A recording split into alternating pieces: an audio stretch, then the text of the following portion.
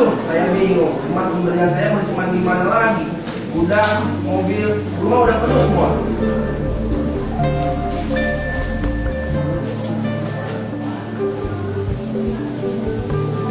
Aduh, suamiku, belanjaan aku udah numpuk di kamar. Beliin lemari baru biar aku bisa belanja lagi.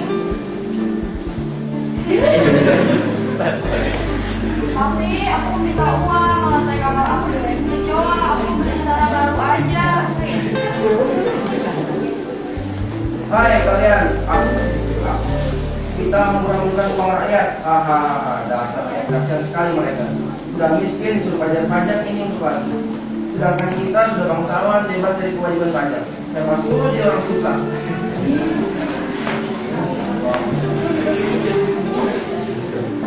Terlalu dasar kaum bangsawan tidak tahu malu. Jadi Pak, jadi payah pajak dari rakyat hanya untuk mencampurkan kepentingan pribadi mereka. Kami tidak tahu. Baiklah, kita coba umum yang ketiga.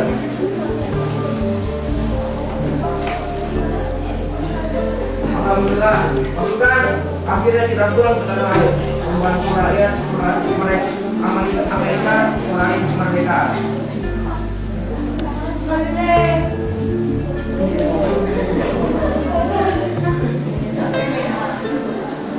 Komandan, jelaslah kita membantu rakyat negara lain berperang di sana. Mereka kemerdekaan, sedangkan rakyat kita sendiri dijajah hak asasi manusianya oleh raja. Betul komandan, kita harus mengadakan revolusi seperti yang rakyat Amerika lakukan. Kalau begitu, ayo kita buka pemerintahan. Ayo kita bantu rakyat. Kita adakan revolusi. Merdeka! Merdeka! Nah, ditambah adanya pemerintahan absolut yang diurus oleh Raja Louis ke-14 yang udah lo jelasin di awal tadi, berarti ada sebab dan terjadinya revolusi Prancis. 100 bener nih. Coba teman-teman sebutin apa aja penyebab revolusi Prancis. Boleh pakai kata-kata sendiri kok. Ada yang bisa? Ada yang selalu rasakan. Ada kepinjangan dalam masyarakat. Adanya pengaruh kemerdekaan Amerika. Adanya pemerintahan absolut yang buruk.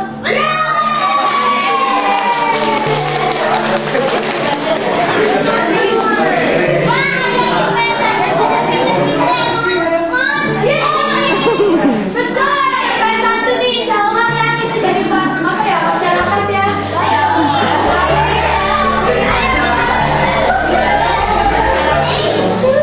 Teman-teman, kita lanjut ke sebab khusus ya.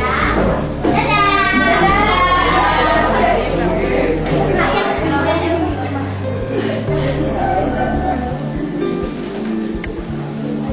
Terima kasih Mi, setelah menyaksikan sebagai umum revolusi Prancis, mari kita saksikan sebab khususnya.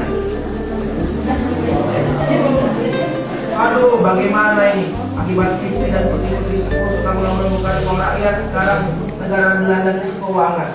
Belum lagi menurut undang-undang negara, karena utangku dan utang Raja Louis belumku.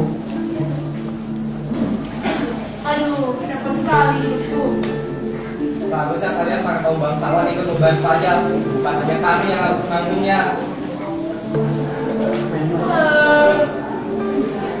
Bicara apa kalian? Pajak itu kan kewajiban kalian. Pajak itu tanggungan bagi kalian. Weh, kita harus bicarakan hal ini dengan Estate Generales atau DPR sekarang yang kita sebut demi menyelesaikan krisis keuangan yang sudah gawat. Ini mari kita adakan sidang. Wih. Syukur itu si Louis. Harusnya dia ingat peribahasa. Siapa yang menanam, dia juga yang menuai hasilnya. Oh iya, pada tanggal 14 Juli tahun 1789 terjadi pembakaran penjara Bastille. Penjara ini merupakan lambang kekuasaan dan kewenangan Raja Louis. Wah, kayaknya seru nih, Wan. Ceritain coba. Jadi gini, Min, dulu saat pemerintahan di Prancis masih absolut, terkenal semboyan perintah raja adalah perintah Tuhan. Sehingga tidak perlu lagi ada pengadilan untuk menjebloskan seseorang ke dalam penjara. Para pemikir tokoh-tokoh menentang semua dijebloskan ke penjara Bastille, yang merupakan penjara bagi penjahat kelas atas, tahanan tombak berkobaran revolusi Prancis, tahanan politik dan mata-mata min. Maka dari itu, penyerbuan tahanan penjara Bastille ini sebagai tokoh berkobaran revolusi Prancis untuk meruntuhkan sistem monarki absolut. Walaupun Prancis tidak memiliki hari kemerdekaan, namun 14 Juli dijadikan sebagai hari nasional merdeka. Pada mingguan terakhir, Raja Louis dan istrinya yang bolos dipancung di bawah pisau guillotine yang selama ini digunakan raja untuk menghukum rakyat. Wih, sensitif banget ya Raja Louis dan istrinya itu. Baiklah teman-teman, terima kasih atas perhatiannya sekalian. Saya Nyemin. Dan saya Nemon. Sampai jumpa di pertunjukan berikutnya. Assalamualaikum warahmatullahi wabarakatuh.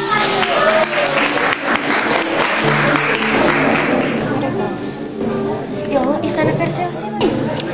Tapi kan Alinas tetap mahal, tapi nggak apa-apa. Itu juga sudah cukup baik karena daripada kelompok 2 materinya lebih sedikit, di kelompok 3 sudah bisa menguasai. Penutupan di kelompok 4 ini juga cukup menghibur karena tadi si tokoh yang buat tangannya main banyak banget nih. Yang tadi gue dengar, kok suaranya sama semua ya. Nah, ini sebenarnya juga sudah cukup bagus. Mungkin kalau misalkan diminta lagi untuk tampil antara kelompok 2 dan kelompok 4 nih bisa saling melengkapi. Kelompok 2 bagus dalam performa tokoh, kelompok 4 juga bagus dalam penguasaan materi. Ya, jadi kita saja. Mungkin untuk di sesi berikutnya, kalau kalian tidak perlu pakai baju seperti ini, mungkin bisa mempersingkat waktu karena yang dibutuhkan adalah pendalaman materi kalian, hafal, terus memikirkan nanti teman-teman antusias seperti apa ya. Tadi bisa dilihat di kelompok. Jadi kalau baju tidak usah karena kalian bukan wayang orang, bukan kalian yang menampilkan drama, tapi yang ada di tangan kalian atau alat peraganya itu yang menjadi menarik ya. Oke, terima kasih. Assalamualaikum warahmatullahi wabarakatuh.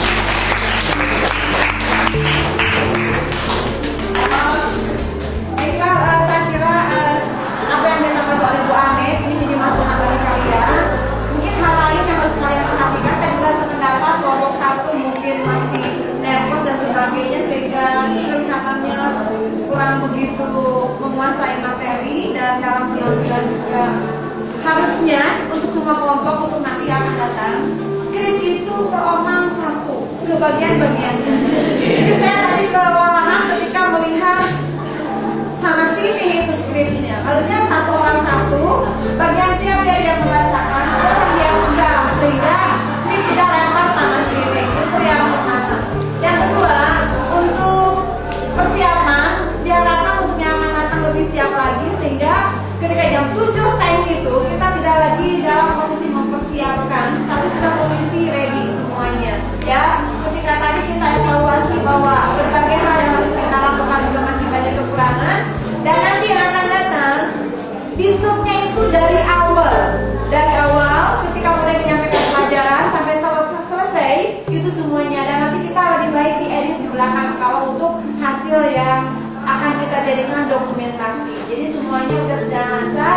Kalau sekiranya mau misalnya boleh berpenampilan karena nanti ada foto bersama di akhir mungkin, it's okay kalau kamu mau menggunakan pakaian yang tidak seragam, tapi tidak diganti di sini.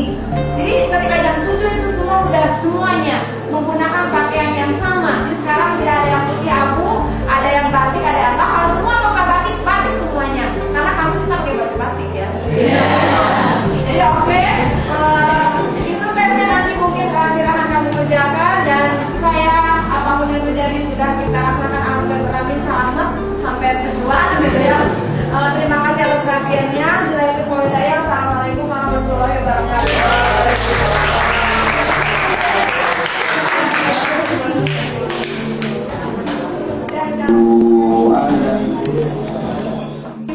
Amin.